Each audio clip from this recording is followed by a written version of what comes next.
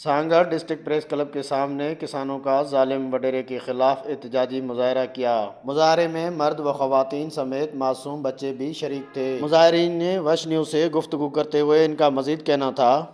हारीअ ते उन जे पासे हार पो कंदा हुआसीं 2014 खां वठी असांजी हुन ते बचत हुई यकी असां हिसाब कंदा हुआसीं। ईंदो आयो असांखे आख़िरी असांजा 3,62,8,000 जंहिं टाइम घुरीसीं मुंहिंजे भाउ खे ॿधाए चयईं रेट कराए असां सां बेगुनाह मज़लूमनि सां असां हिन ॾे हली वियासीं। असांजी का बि न ॿुधईं। आख़िर में असांजे राति असांजे घरनि खे बाहियूं ॾिनई। उहे निशान डराए चयईं। असां भॼी वियासीं पुलिस पेरूमल थाणे ते। असांजे का बि पुलिस हिन टाइम ताईं न आई आहे। असां बेवस मजबूर आहियूं, लाचार आहियूं।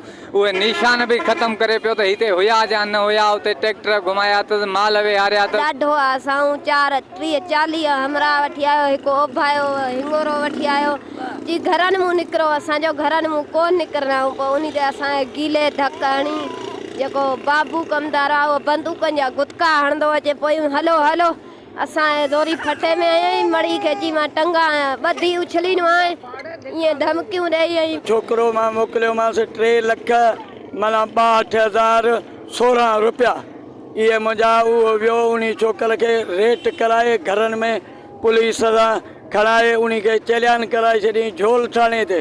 ऐं असां वेठासीं उते ई।